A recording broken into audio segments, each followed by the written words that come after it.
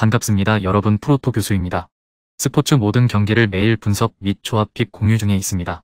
영상에 공개되지 않는 정보들도 정보방에 입장하시면 확인하실 수 있으니 참여를 희망하시는 분들은 영상 하단 고정 링크를 통해서 아무 조건 없이 자유롭게 참여가 가능하니 많은 참여 부탁드리겠습니다. 또한 가족방 참여 시 초보 베터 분들을 위한 소정의 베팅 지원금까지 제공 중입니다. 훌륭한 분석과 조합 픽까지 매일 제공 중이니 서둘러 하단 고정 댓글 누르신 후 연결되는 페이지 한번 더 클릭하시고 채팅 걸어주시면 상세하게 안내 도와드리겠습니다. 첫 번째 경기는 KB손해보험 대 우리카드 한번 살펴보겠습니다. KB는 삼성화재를 잡고 연승을 노립니다. KB는 삼성화재 원정에서 역전승했습니다. 연패를 당하는 등 다소 분위기가 떨어진 상황이었는데 3위와의 승점 차를 9점까지 줄였습니다. 남은 경기가 많지 않기에 본백으로 가는 길은 멀지만 그래도 아직은 포기하지 않은 상황입니다. 공격 성공률 1위의 비에나가 전위와 후위를 가리지 않고 득점을 만들고 있고 박진호와 김웅정 등 베테랑 미들블로커들도 잘해주고 있습니다. 우리카드는 현대캐피탈에 연패했습니다. 우리카드는 현캐에 연패하며 순위 싸움에서 불리한 상황에 처했습니다. 나경복과 김지한 등을 앞세워 한공을 잡았기에 3위를 차지할 것으로 보였는데 현캐 상대로 연속 승점을 따내지 못했습니다. 타점이 떨어진 아가메즈를 아포짓 대신 미들블로커로 출전시키는 등 반등을 위해 신영철 감독이 여러 전술을 쓰고 있지만 기대를 충족시키지 못했습니다. 황승빈의 안정감이 시즌 초보다 떨어진 점도 있습니다. 우리카드는 국내 최고의 거포인 나경복을 보유했지만 최근 황승빈 세터가 나경복과 김지한의 타점을 살려주지 못하며 블로킹 벽에 걸리는 상황이 많아졌습니다. 또 아가메즈의 컨디션 저하가 큽니다. 안정적으로 득점을 만들어줄 비에나 외에도 황경민이 퀵오픈으로 에이스를 지원할 KB가 홈에서 접전 끝에 승리를 추가할 것으로 예상됩니다. 두 번째 경기는 한국도로공사 대 KGC 인삼공사 한번 살펴보겠습니다. 도로공사는 3위 자리를 인삼공사에 내줬습니다. 도로공사는 이전 경기에서 흥국생명에 완패하며 3위 자리를 내줬습니다. 승점 한 점 차고 한 경기를 덜 치렀기에 불리하다고 볼 수는 없지만 이번 경기 승리가 반드시 필요합니다. 그나마 다행인 건 인삼공사 상대로 압도적인 시즌 우위를 보였다는 점입니다. 5차례 맞대결에서 모두 승리하며 인삼 상대로 강했습니다. 박정아가 이송현과 최선아 등 높이가 떨어지는 사이드 블로킹 공략을 잘했고 배윤아가 인삼의 미들 블로커들을 잘 저지했습니다. 인삼공사는 5연승에 성공하며 3위로 올라섰습니다. 인삼은 이 경기를 승리하면 준 플레이오프 진출 경쟁이 아니라 3위를 차지할 가능성이 높습니다. 현재 시즌 중 가장 긴 연승 행진을 하며 상승세를 확실히 탔는데 이전 경기에서는 엘리자벳의 점유율을 줄이며 승리하기도 했습니다. 고혜정과 이선우 등 공격력이 있는 선수들이 이소영의 파트너 역할을 잘해주고 있고 염혜선이 안정적으로 공격수들을 살리고 있습니다.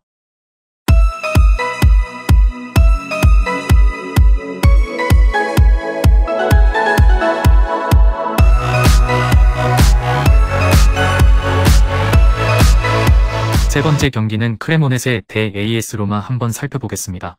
크레모네세는 리그 최하위입니다. 크레모네세는 강등이 매우 유력한 팀입니다. 23라운드까지 끝난 상황에서 무승으로 승점 9점에 그치고 있는데 잔류할 수 있는 17위와의 승점차가 10점이기에 나가기 버거운 상태죠. 그래도 아직 15경기가 남아있는 관계로 포기할 상황은 아니기에 주중 경기가 있었던 로마 상대로 많은 활동량을 가져가며 체력전으로 승부를 보려 할 것입니다. 로마는 리그 3위 팀입니다. 로마는 베로나전 승리로 3위로 올라섰습니다.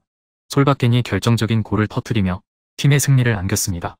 다음 경기에서는 잘츠부르크를 잡고 유로파 16강에 갔기에 나름 인상적인 시즌을 보내고 있습니다.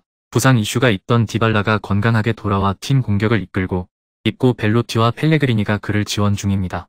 이 경기에는 센터백 스몰링이 징계로 빠지기에 쿰블라가 많지니 이바네스와 수비를 이끌 것입니다. 크레모네세는 시즌 내내 경기력이 올라오지 않고 있습니다. 안정적인 잔류를 위해 아페나잔과 차드주트 등 좋은 선수들을 영입했지만 효과를 보지 못했고 데저스 영입도 실패로 돌아갔습니다. 크리스탄테의 안정적인 중원 장악 속의 경기의 주도권을 가져갈 것이고 디발라와 솔바켄이 상대 수비를 공략할 로마가 우세해 보입니다. 네 번째 경기는 위트레흐트 대 스파켄부르그 한번 살펴보겠습니다. 위트는 알크마르를 잡고 8강에 왔습니다. 위트는 16강에서 우승권 팀인 알크마르를 원정에서 제압했습니다. 그리고 최근 이 경기에서는 호벤과 로테르담 등 순위 경쟁팀들에게 승점을 추가하며 리그 7위를 지키고 있습니다. 부사이드와 옌센이 측면과 중원을 활발하게 오가며 기회를 만들고 있고 두비카스의 문전 침투도 위협적입니다. 리그 최상위권을 자랑하는 수비 라인도 탄탄합니다. 스파켄부르그는 카트비즈크를 제압하고 위트를 만납니다. 스파켄부르그는 하브리그 팀으로서 이변을 바라고 있습니다. 16강에서 같은 하브리그 팀 상대로 승리하고 8강에 온 팀이고 2라운드에서는 후로닝언을 제압했습니다. 빠른 발로 상대 측면을 공략할 수 있는 어드미럴을 앞세워 강팀 원정에 나서는데 객관적 전력의 열세는 분명히 있습니다. 위트가 우세해 보입니다. 원정팀인 LADBG의 강팀 상대로 정면 승부를 걸지 않고 텐백으로 나설 것은 자명합니다. 그러나 붓사이드가 측면에서 경기 내내 상대 수비를 공략할 수 있고 도비카스가 최전방에 나설 위트를 제어하긴 어렵습니다. 확실한 전력의 우위가 있는 위트가 준결승 진출에 더 가까워 보입니다. 다섯 번째 경기는 유벤투스 대 토리노 한번 살펴보겠습니다. 유벤투스는 리그 7위입니다. 유벤투스는 재정 문제로 인해 승점 15점이 삭감당하는 중징계를 받았음에도 분위기가 전혀 가라앉지 않고 있습니다.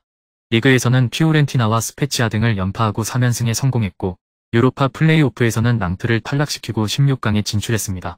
블라호비치와 디마리아, 코스티치가 전방에서 확실한 시너지를 내며 기회를 골로 연결하고 있고 브레머와 루가니가 이끄는 수비진도 안정적입니다. 토리노는 9위를 달리고 있습니다. 토리노는 최근 2경기에서 승리를 따내지 못했습니다. 그러나 밀란 원정 패배를 제외하면 휴식기 이후 페이스는 나쁘지 않습니다. 지지와 로드리게스, 부온지르노 등이 버티는 최종 수비가 안정적이기에 어떤 팀 상대로도 쉽게 밀리지 않고 있고 리네티가 팀을 떠난 니치의 공백을 중원에서 메우고 있습니다. 사나브리아와 미란 척을 지원할 이선만 안정적이라면 더 높은 순위도 노릴만 합니다. 이전 주 금요일 낭트 원정을 다녀오긴 했지만 휴식할 시간이 충분했고 경기력이 최고조에 오른 상태입니다. 블라우비치의 최전방 파괴력 외에도 디마리아와 코스티치가 상대 측면 수비를 허물 수 있고 모이스키는 크랙 역할이 가능합니다. 로카텔리가 빠지는 중원에서도 라비오와 파레데스가 분위기를 가져올 유벤투스입니다.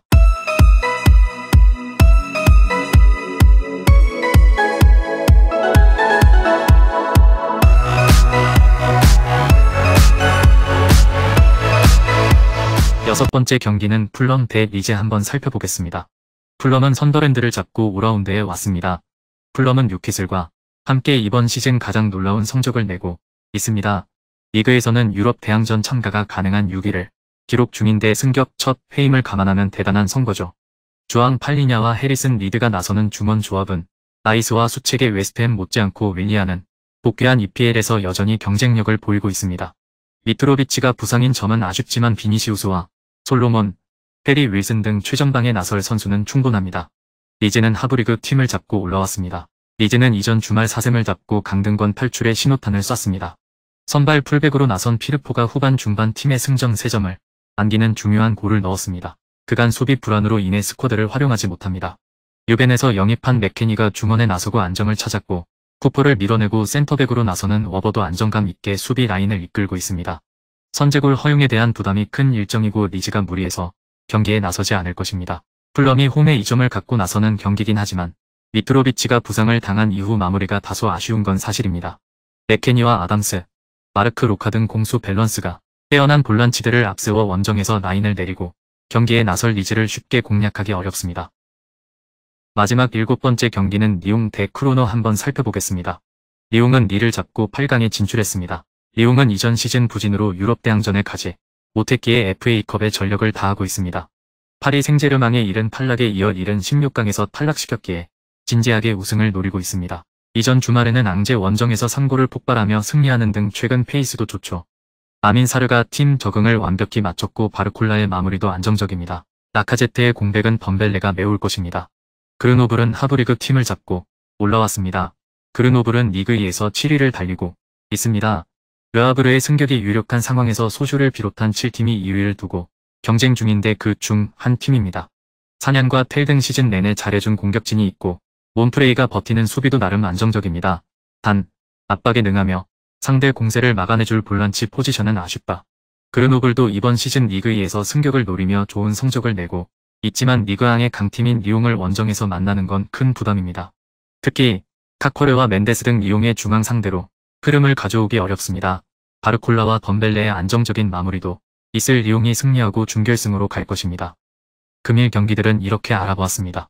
좀 더 다양하고 많은 정보를 원하시는 분들은 영상 하단 댓글에 링크 클릭 후 문의하시면 아무런 조건 없이 정보방 입장 가능하니 입장하셔서 정보 받아보시길 바라겠습니다.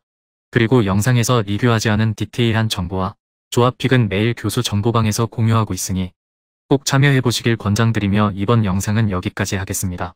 시청해주셔서 감사드리며 늘 여러분들의 건승을 기원합니다. 감사합니다.